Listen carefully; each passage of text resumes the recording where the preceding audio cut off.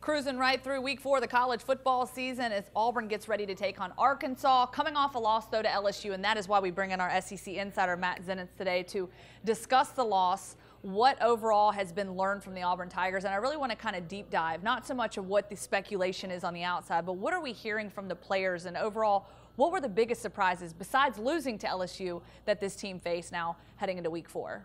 So the biggest surprise for me, and I'm going to include the Washington game in this also, so through the combination of first 2 big games, just the play from Jarrett Stidham, it's been more inconsistent than I was expecting going into the year.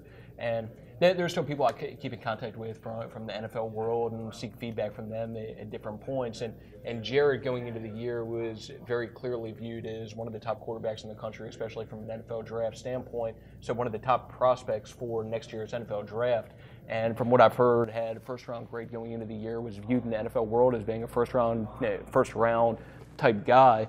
And needless to say, there were big expectations for him going into the year. In that world, and I think overall just in the college football world. And I think it's fair to say that through 3 games now, through 2 big games, that hasn't performed to the level that was expected.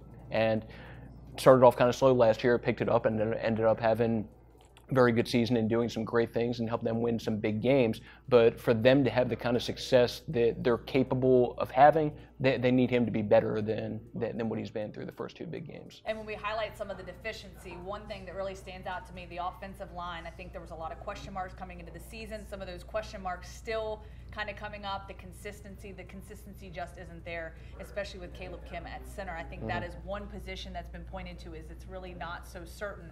Overall, your thoughts on the offensive line, and could we see a change at that center position or a shift amongst the line in and of itself? I think we will. I'm expecting that going into this game. So I think at the very least you'll see continued experimentation there with a combination of Caleb Kim and Nick Brahms, who's continued to compete, I guess is the best way to put it. And I think you'll see him get an opportunity on Saturday in this game against Arkansas to continue to compete even more. And I don't know, potentially even get a chance to start. And we'll see how that plays out, but that center position in particular, they need to be better at. And just overall from an offensive line standpoint, they need to be better than what they've been. So I talk about Jarrett and how he needs to improve and be better than how he's played in the first few games. You need some help up front. Exactly. It helps when your offensive line is blocking for you and giving you time to throw.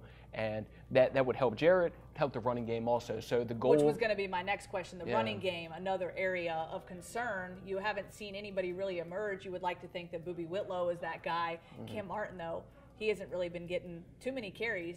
Overall, why have we not seen that offensive production that we're used to seeing in a Gus Malzahn run offense? Yeah, I think part of it is the offensive line. So Boobie Whitlow did some very good things against LSU, ran for more than 100 yards and just showed how tough and physical of a runner he is. And they do have a lot of talent at running back. Just it helps from a running back standpoint to have some holes to run through and to have the kind of blocking that Auburn's had in previous years. And I know that Auburn coaches feel like they have the potential to be good along the offensive line, but it's still a work in progress right now, and we'll see just how that group continues to gel throughout the course of the year, because there is some talent on that offense, but they need the offensive line to improve from where they've been so far. And one of the goals for Gus, and you'll hear him say this consistently, was to run for at least 200 yards. And against LSU, they were nowhere close to that. I think they were 60 or 70 yards away from being at that mark, average 3.5 yards per carry. That's not what they want. They want to be better than that and expect to be better than that. We want to see much more explosive plays from those running backs, not so much just chiseling away a little bit and a little bit. Obviously, from the offensive production standpoint. Now we go to the defensive side of the football, the pass rush, something that this Auburn defense under Kevin Steele has been very good at in recent years. Against Washington, I think they gave Jake Browning some fits, but really since then, Joe Burrow obviously not getting the pressure that we had hoped to see from this Auburn defense. Just what are your overall thoughts about this pass defense? Do we need to see more from the pass rush, and how do they get that done?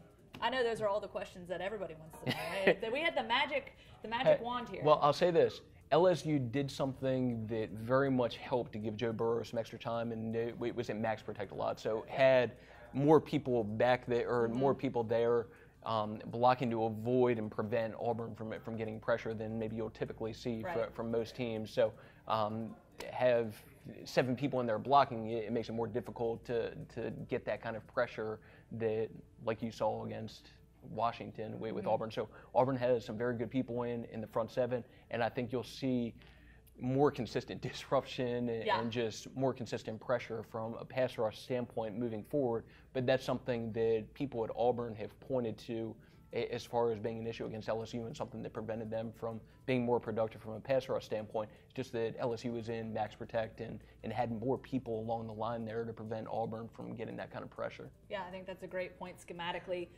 LSU giving some different looks for them, and as you said, going up at this game against Arkansas, I think that this is an opportunity for this Auburn team to really kind of step up, sort of fix those deficiencies against another SEC team. I think it helps. Not very good SEC not very team. good SEC team. I know you were holding back from saying it, but better than an FCS team where they can go in and actually try to clean up some of these things before they get onto those road games. They got Mississippi State, they got Georgia, they got Alabama. It's coming at them full steam ahead. Even though I will say this, not an FCS team, but Arkansas, no offense to Chad Morris and Cole Kelly and all those guys right now, this is as close as you're going to probably get to FCS team, aside from the actual FCS team and I guess Southern Miss in a couple of weeks that you're going to see. So this Arkansas team is not very good, and it'll give Auburn an opportunity to bounce back a little bit and get some of that confidence back, because I'm expecting this game to get ugly. And once again, no offense to Chad Morris, but I just don't see this playing out too well for Arkansas. All right, thank you so much, Matt Zenitz. And for all your Auburn Tiger updates, you can visit us on AL.com. This video was brought to you by Caliber, a luxury store in Homewood, Alabama that's reviving the finer things in hunting and fishing.